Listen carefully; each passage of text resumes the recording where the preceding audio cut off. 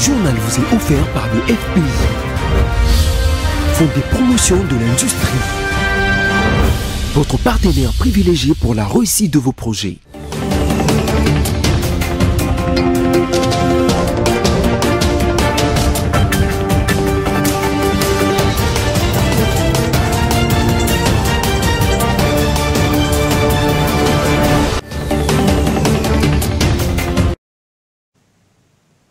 Bonsoir à toutes et à tous et bienvenue dans ce journal dont voici les sommaires.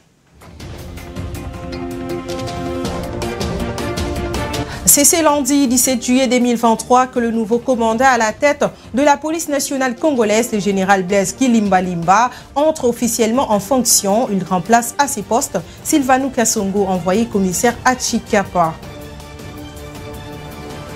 Vous suivrez également les condensés des séjours de Moïse Katumbi à Kinshasa où il a engagé une série d'activités pour plaire son lieutenant Chéribin Okende.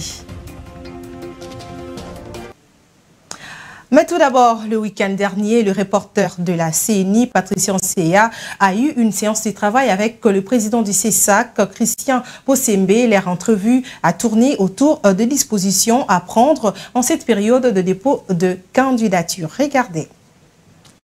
Le rapporteur de la Commission électorale nationale indépendante, Patricia Nseya, a eu une séance de travail avec le président du Conseil supérieur de l'audiovisuel et la communication CESAC, Christian Bossembe. Au centre de leur échange, les dispositions à prendre en cette période de dépôt des candidatures, mais également les directives à donner aux médias, toujours en rapport avec les élections. À en croire les patrons du CESAC, Christian Bossembe, l'heure est venue pour les deux institutions d'appui à la démocratie de conjuguer ensemble pour que la période des élections en général n'enregistre aucun regain des tensions. Il est dans le devoir de la CENI de se rassurer que les choses se passent convenablement. Nous assurons la partie de la campagne, la partie de la médiatisation et nous avons tous intérêt à ce que les choses se passent très bien. Voilà pourquoi nous avons été honorés de la visite de la CENI et on a discuté, je crois qu'on a remis de programme nos propositions et la CENI va devoir étudier à son tour et puis on va mettre en place un cadre de concertation, CENI et CESAC, pour enfin bien mener cette campagne, cette période électorale. Quant au porte-parole de la CENI, Patricia Nseya, les médias doivent éviter de diffuser les activités des candidats qui amènent les militants au bureau de réception et de traitement des candidatures. Il se dégage un constat malheureux. Les partis prenantes, les partis et regroupements politiques, les candidats indépendants se font accompagner par leurs militants. C'est diffusé par les médias. Alors il était question de notre côté de voir le président du CESAC pour échanger sur cette question, mais aussi échanger déjà sur les préalables de la campagne électorale. Tout ça dans l'objectif de renforcer les sentiments de vivre en commun par les Congolais et à consolider l'image d'un Congo uni, un Congo soudé, au-delà des confrontations électorales. Le ministre de la Santé publique, Hygiène et Prévention, Dr Samuel Roger Kamba, accompagné du vice-ministre Serge Olène, ont passé le dimanche 16 juillet 2023 à une visite d'inspection aux entrepôts du ministère de la Santé. Cette visite concerne les entrepôts des ballonnées logistiques à l'hôpital général de Kinshasa, ex-Mamayemo. Yves Maëli. De l'entrepôt des Bolloré à l'hôpital de Mamayemo, du programme élargi de vaccination à l'hôpital général de Kinkole, le ministre national de la Santé publique, Hygiène et Prévention, Dr Samuel Roger Kamba, accompagné de son vice, Serge Olène, ont visité quelques entrepôts du ministère de la Santé. Après la visite du grand chantier de l'hôpital de Mamayemo, le patron de la santé a indiqué que l'hôpital Mamayemo sera livré dans plus de 3 mois et sera un centre de soins de santé de qualité pour toutes les couches de la population congolaise, avec d'abord 500 lits dans sa première phase, 2500 lits à terme. Un petit résumé, non, plusieurs choses qu'on a faites aujourd'hui. On a commencé d'abord par regarder un peu de quoi on dispose en tant que ministre du ministère de la Santé dans nos dépôts. On est parti voir dans nos dépôts, on a regardé et on a vu qu'il y a quand même des choses que nous pouvons déjà utiliser, qui sont dans nos dépôts. Ça, c'était la première chose. La deuxième chose qu'on a fait, c'est qu'on est parti voir l'hôpital Mama Yemo. Vous savez, c'est le grand chantier du président de la République qui veut que la ville de Kinshasa dispose d'un bon hôpital. Parce que c'est pas normal qu'on ait aucun hôpital fonctionnel. Et donc cet hôpital qui va être livré d'ici 2-3 mois devra permettre que les gens accèdent à des soins de santé de qualité. On a évalué les équipements dont il a besoin, on a évalué les services qu'il faut développer là-bas. Et donc on va maintenant finaliser cet hôpital pour que d'ici 2-3 mois, on puisse le livrer à la population. C'est un hôpital de 500 lits. La première phase. Quand la deuxième phase va se terminer et la troisième aussi, ça va être un hôpital à terme de 2500 lits. Comme j'ai donné les instructions, ça doit être un hôpital qui devienne la référence pour le Congo et pour la sous-région. Et donc ça, on va le faire. Et puis je me suis dit, il faut voir aussi les hôpitaux en périphérie. Et c'est pour ça que je suis venu voir ici. Mais alors ici, on a juste envie de pleurer. Les problèmes qu'on voit, ils sont tellement immenses qu'on a juste envie de pleurer. Et c'est pour ça qu'on se bat pour la couverture santé universelle. Parce que qu'est-ce qu'on entend ici? Les mamans ne peuvent pas payer les soins. Les patients ne peuvent pas acheter les médicaments. Ils ne peuvent pas payer les examens. Et tout cela parce qu'ils doivent payer eux-mêmes. Toujours dans le cadre de la couverture santé universelle, les hôpitaux de la périphérie sont également pris en compte pour permettre à chaque personne un accès à tout éventuel de services de santé de qualité dont elle a besoin au moment et en l'endroit où elle en est en besoin, sans que cela génère pour elle des difficultés financières. Je l'ai annoncé au sommaire, Moïse Katumbi séjourne depuis dimanche 16 juillet 2023 à Kinshasa où il est engagé une série d'activités pour plairer son porte-parole Chéribin Okende, assassiné le lundi dernier. Vous le savez, les présidents de l'Ensemble pour la République s'engagent également dans les démarches pour élucider cet assassinat et obtenir la protection de la MONUSCO pour les candidats d'opposition à la présidentielle de décembre 2023. Regardez. C'est en tout début d'après-midi du dimanche 16 juillet 2023 que le président national d'Ensemble pour la République a débarqué à l'aéroport international d'Indjili en provenance d'Abidjan via Lubumbashi, Abidjan, où l'avait surpris la terrible nouvelle de l'assassinat de Chéribin Okende, porte-parole de son parti. Aussitôt après, Katumbi a pris chemin de la MONUSCO où il est allé solliciter les concours de la mission onisienne dans les enquêtes sur les maîtres de Okende. Reçu par François Grignon, représentant spécial adjoint du secrétaire général de l'ONU chargé des questions politiques, il a posé également les problèmes de la sécurité de l'opposition en général et des candidats à la présidentielle de décembre 2023 en particulier. Moïse Katumbi est en effet co-signateur avec le lycée Sangaï Matata Mponyo d'une déclaration dans laquelle il dénonce les dérives autocratiques et les restrictions des libertés dont ils sont victimes. Dans la même déclaration, il sollicite le concours de la mission onisienne pour une protection dans leur déploiement sur terrain et en perspective des élections de décembre prochain. Dans la même soirée de ce même dimanche, le président d'Ensemble pour la République a connu le moment le plus triste de son séjour quinois. Il s'est en effet rendu à la résidence de Chéribin Okende pour apporter son soutien à la famille éplorée. Des moments poignants face aux désormais veuves et orphelins avant d'aller coucher quelques lignes dans les livres de condoléances ouverts pour la circonstance. La suite de son programme de Moïse Katumbi prévoit un déplacement à la prison militaire de Ndolo pour rendre visite en son bras droit, Salomon et Di Kalundar. Les deux compagnons s'étaient séparés tragiquement le 30 mai 2023 à l'aéroport international d'Indjili, au moment où il devait embarquer pour Lubumbashi. Ce jour-là, Moïse Katumbi avait assisté personnellement à l'arrestation de Salomon Kalonda. En attendant ce lundi, Moïse Katumbi a rendu visite à Franck Diongo, qui a été libéré le samedi dernier.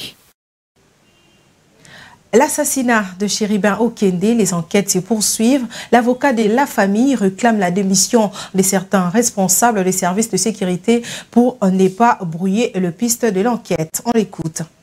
Nous disons qu'à partir d'aujourd'hui, quiconque va s'hasarder à faire une déclaration dans le sens d'affirmer ou d'infirmer, d'orienter les enquêtes qui, jusqu'à aujourd'hui, n'ont pas débuté pour élucider les circonstances de la mort de M. Cherubin Okende va devoir être cité en justice pour qu'il en amène les éléments à sa possession. Nous avons suivi et juste après cette plainte, je vais devoir déposer 2 autres plaintes parce que nous avons vu, il y a 2 journalistes qui ont des émissions qui se sont organisés à identifier des partis politiques, à identifier des acteurs politiques, à situer les circonstances de sa mort. Nous disons que nous allons, au nom de la famille, qui est lésée jusqu'à ce jour, qui a besoin de connaître les circonstances de la mort de M. Cherubin Okende, quiconque va s'organiser dans une entreprise criminelle à désorienter l'opinion en citant telle ou telle autre personne, ou bien en donnant un exemple quelconque pour justifier cette mort crapuleuse, eh bien, nous allons saisir la justice. La plainte que je viens de déposer est dirigée contre une personne inconnue. Vous savez qu'il est de bon droit que quand on n'a pas identifié physiquement la personne, eh bien, on dépose une plainte contre inconnu pour participer justement à la recherche de la vérité. C'est une démarche judiciaire.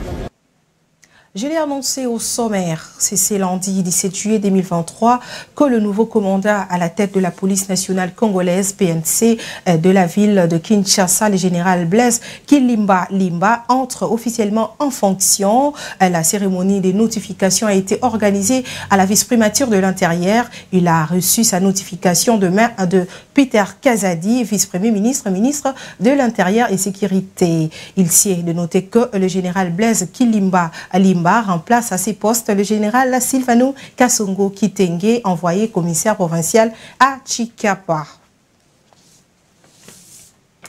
Tout juste après, le nouveau commandant de la police, Blaise Kilimba Limba, s'est exprimé devant la presse. Regardez.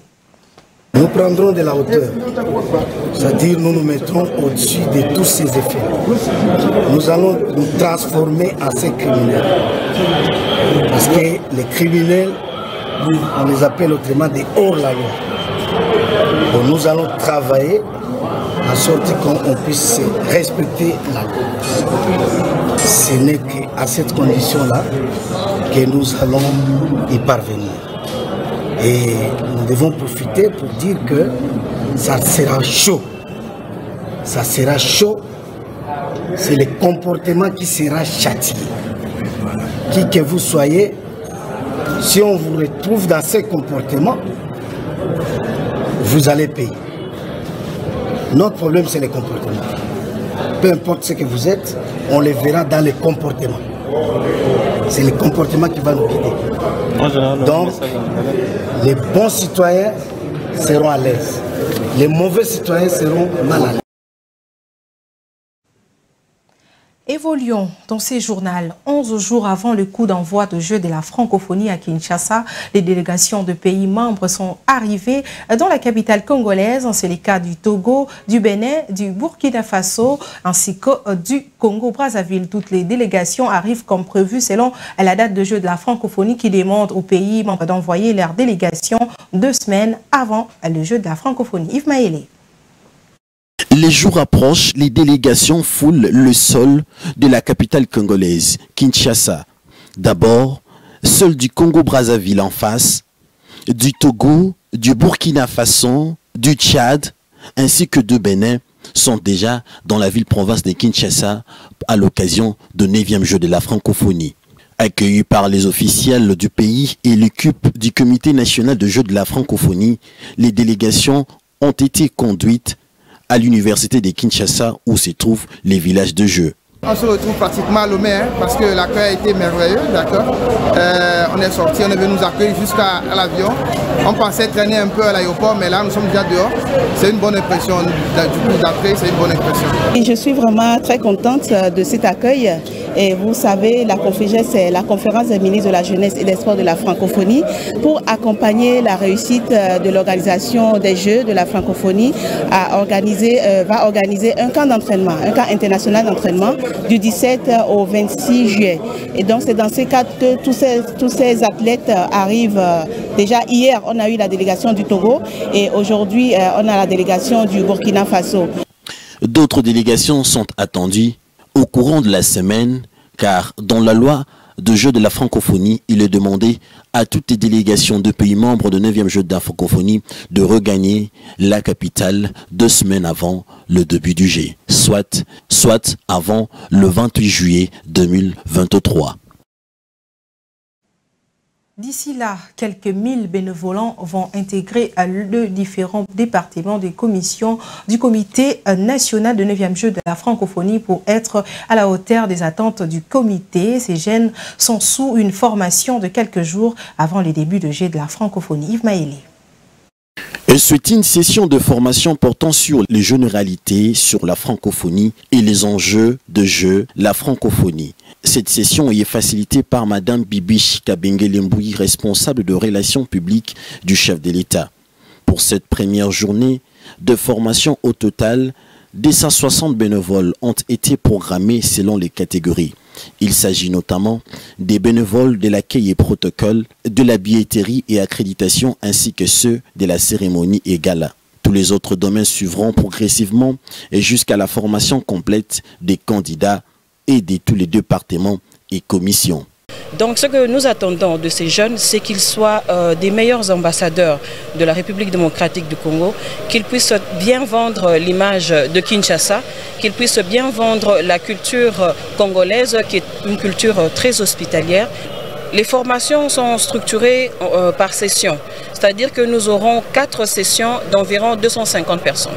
Et une session vaut 2 jours, donc c'est-à-dire aujourd'hui et demain, nous aurons la première session. C'est dans la salle de formation de l'Institut national de préparation professionnelle que cette formation a eu lieu.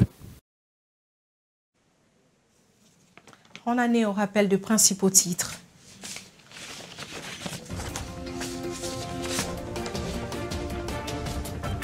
C'est ce lundi 17 juillet 2023 que le nouveau commandant à la tête de la police nationale congolaise, le général Blaise Kilimbalimba, entre officiellement en fonction. Il remplace à ses postes Sylvano Kassongo, envoyé commissaire à Chikapa. Vous avez également suivi dans ces journaux les condensés des séjours de Moïse Katumbi à Kinshasa où il a engagé une série d'activités pour plaire à son lieutenant Sérubin Okende. Ce journal est terminé, mesdames, messieurs, merci de l'avoir suivi.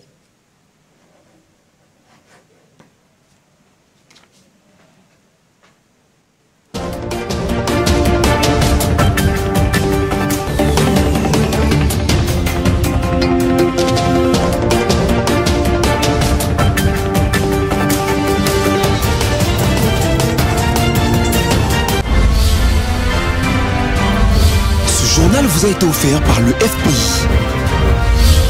Fonds des promotions de l'industrie. Votre partenaire privilégié pour la réussite de vos projets.